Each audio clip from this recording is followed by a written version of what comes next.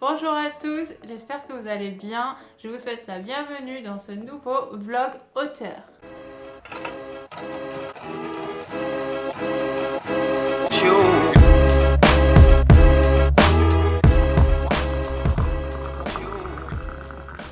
Avant de commencer, je vous remercie d'avance de liker cette vidéo, je ne sais pas de quel côté c'est, et de vous abonner à la chaîne. Ça m'encourage énormément et ça m'aide également beaucoup pour le classement YouTube.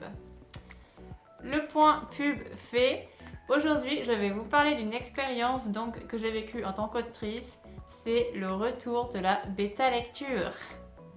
Ayant écrit mon tout premier roman de fantasy, j'ai fait appel à plusieurs bêta lectrices. Je dis bêta lectrices parce qu'effectivement, il y avait que des femmes. Donc, il y avait certes mon entourage en bêta lectrice bénévole et également une bêta lectrice professionnelle. Alors pour tous les auteurs qui font appel à des bêta lecteurs ou à des bêta lectrices, pro ou pas pro, une chose à savoir, c'est que dans tous les cas, avant de recevoir la réponse ou les critiques, même en toute bienveillance, il faut prendre son ego et puis s'asseoir un petit peu dessus, prendre toutes les remarques et se poser avec ces remarques-là. Donc dans mes bêta lectrices, il y avait donc ma maman et ma sœur qui a déjà écrit plusieurs romans, qui m'ont beaucoup conseillé, qui m'ont beaucoup aidé sur le script, sur la réécriture. Et j'ai également fait appel à une bêta lectrice professionnelle qui est Christelle Lebailly. Je me permets de la citer parce que ça a été vraiment génial comme expérience, j'ai que des bonnes choses à dire. Effectivement, elle m'a fait un compte rendu assez fourni quand même, il y a eu pas mal de pages, donc franchement j'étais trop contente quand je l'ai reçu. Et j'avais le cœur qui battait à 100 à l'heure quand je le lisais, j'avais hâte de voir l'anatomie en fait de mon roman décrypté. Et franchement j'étais vraiment très contente de ce retour. Parce que vraiment, il y avait plein de petites choses qu'une petite voix tout au fond de moi me disait. Elle essayait de me souffler. Et puis il y avait une autre voix qui disait mais non, ça va le faire, ça va aller. Eh bien non, ça ne passe pas. Et Christelle Lebailly a vraiment vu tout ça et elle me l'a écrit noir sur blanc. Et franchement, ça aide. Par exemple, je vais vous faire un petit peu le détail, mais je pense, le plus gros truc, ça a été les personnages secondaires. Au fond de moi, je savais qu'il fallait les creuser un peu plus. Je savais qu'ils étaient un peu trop parfaits, un peu trop gentils, un peu trop pour le personnage principal. Et de l'autre côté, il y avait une autre voix qui me disait mais non, ça va, t'as quand même un peu travaillé, comme voilà. Bon, clairement, non, il fallait les revoir. Et si Christelle n'avait pas été là pour me l'écrire, j'aurais ignoré cette voix qui me disait il faut les revoir. J'aurais dit non, c'est pas grave, ça va aller. Donc franchement, cette vidéo, elle est là vraiment pour vous dire faites appel à des professionnels parce que même si vous avez des bêta lecteurs dans votre entourage qui sont prêts à lire et à vous aider, même s'ils ont de la critique, ça ne sera jamais aussi bien fait et autant détaillé qu'un bêta lecteur pro. Je sais que pas tout le monde a les moyens parce que c'est vrai que ça coûte quand même, ça coûte un certain prix. Qui n'est pas non plus excessif pour ce que ça apporte, quoi. Mais pour moi c'est une chose indispensable, surtout pour notre premier roman. Ce serait fou de croire que pour notre premier roman, tout est parfait, l'intrigue est nickel, les persos ils sont nickel. Donc c'est vraiment très important de faire appel à des professionnels. Je sais que certains pensent et disent que l'auto-édition, on peut éditer un livre pour 0 €. Si c'était le cas, tout le monde ouvrirait des maisons d'édition et se ferait des millions parce qu'ils dépenseraient rien pour publier les romans et ils gagneraient de l'argent. Moi, je ne suis pas d'accord avec ça. Si on veut éditer un livre qui soit vraiment correct, il faut faire appel à des pros. Et c'est ce que j'ai fait pour la bêta lectrice et c'est également ce que j'ai fait pour la correctrice. Et pour vous le prouver, je vais vous dire tout ce qu'il y a eu à revoir dans mon manuscrit et vous verrez qu'il y a des choses à dire et comme quoi c'est vraiment important de faire appel à une bêta lectrice pro. Alors, je relis mes notes. Parce que c'est vrai que ça nous donne aussi, ça nous donne ce qu'il y a à revoir, mais ça nous donne aussi ce qui est bien. Et donc, grâce à ce retour, j'ai eu confirmation que mon intro, mon premier chapitre, il était bien, on rentrait bien dans l'histoire, que la première phrase, elle captait bien, que la première page aussi, et que l'intrigue se lançait bien dans le premier chapitre, qui est une chose qui est très importante de bien démarrer son roman. Donc, ça rassure d'avoir une professionnelle qui me le dit. Et ça rassure de savoir que si c'est pas bien, on nous le dira. Comme ça, on pourra le modifier. Alors, il y avait quand même quelques petites choses à améliorer, hein, parce que mon premier chapitre commence par une attaque, pour pas dire un massacre. Mais je ne parlais quasiment pas du massacre en question. Je revenais plus un peu sur l'histoire de mon personnage principal. Donc, et ça, une de mes bêta lectrices bénévoles me l'avait également dit, que je ne parlais pas assez du massacre qui était en train de se passer. Je ne mettais pas assez l'accent là-dessus, donc ça, je l'ai revu. Ensuite, le deuxième grand chapitre où elle m'a donné son avis, c'est sur l'intrigue. Et c'est hyper important, c'était la chose principale pour laquelle je voulais faire appel à une bêta lectrice. Parce que là, c'est mon premier roman et c'est le tome 1 d'une saga que je compte faire en 7 tomes. Donc s'il y a un problème au début, c'est pas au tome 5 qu'il va falloir s'en rendre compte. Donc c'était très important pour moi d'avoir une bonne intrigue dès le départ sur le tome 1, de ne pas partir de travers. Donc elle m'a rassurée parce que l'intrigue est relativement correcte du point de vue structurel. Mais elle m'a quand même pointé du doigt les scènes qui se passaient trop vite, qui étaient trop vite expédiées. Elle m'a aussi donné sa scène préférée, autant vous le dire que j'étais trop contente et que je l'ai gardée telle qu'elle. Et que du coup je l'ai relue pour m'en inspirer, pour me dire donc ça marche bien.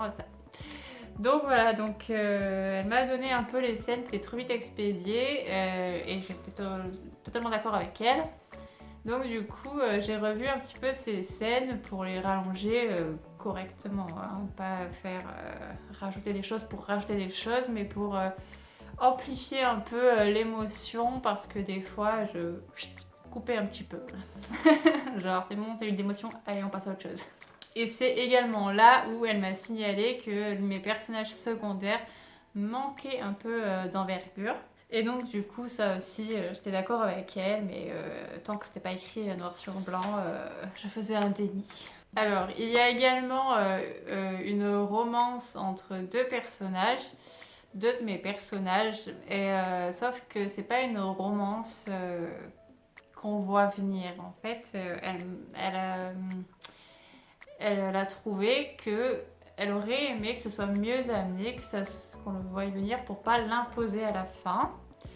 Mais moi je ne voulais surtout pas ça. En fait, je déteste les romances qu'on voit venir à mille lieues. Donc pour moi c'était fait exprès. Donc ça, je l'ai pas changé parce que même si vous demandez l'avis à des bêta lecteurs pro, on est quand même maître de notre livre. Donc s'il y a des choses qu'on ne veut pas changer, on le laisse tel quel. Après, si on veut rien changer, c'est un peu bizarre. Ensuite, le gros chapitre suivant, c'est sur l'univers. Donc elle fait un petit peu le détail de notre univers. S'il est bien travaillé, s'il est original, s'il est crédible, ça aussi c'est vraiment important, hein. C'est pas au tome 5 qu'il va falloir se rendre compte que l'univers n'est pas crédible. Et sur ce point-là, c'est à peu près correct. Donc je suis assez contente pour ça. Donc il n'y avait pas beaucoup, que des petits détails. Donc je suis assez contente de ça. Et oui, et il y a également des petites choses dont on n'a pas la réponse. ou qui ne sont pas expliquées dans ce roman. Parce que je sais que je vais l'expliquer après, dans les tomes suivants, ou des fois dans les hors-séries, bref. Du coup, je sais qu'il y a une réponse, mais que je ne vais pas la donner tout de suite. Et c'est ça qui est aussi difficile quand on écrit une saga, c'est qu'est-ce qu'on donne maintenant et qu'est-ce qu'on donnera plus tard. C'est très dur à... Mais là, effectivement, il y avait des petites choses qu'elle aurait à avoir les réponses et que je ne pouvais pas apporter sans spoiler la suite, en fait. Ensuite, le gros chapitre suivant sont sur les personnages, où elle détaille un peu comment on pourrait faire pour l'améliorer, les remarques qu'elle s'est faites sur les personnages et les relations entre eux. Par exemple, ma personnage principale, à un moment donné, discute avec des souverains ou parle de certains souverains, mais d'une façon dont on parlerait d'un ami ou d'un proche, mais pas forcément d'un autre souverain ou pas. Il n'y avait pas ce rapport souverain à souverain ou princesse à famille royale. Donc c'est important de le noter ça aussi. Du coup j'ai pu modifier ça. C'est vrai que je n'aurais pas pensé sur certains passages en tout cas. Je sais que j'ai un peu zappé le fait que oui bon ils sont rois et reines certes. Donc voilà.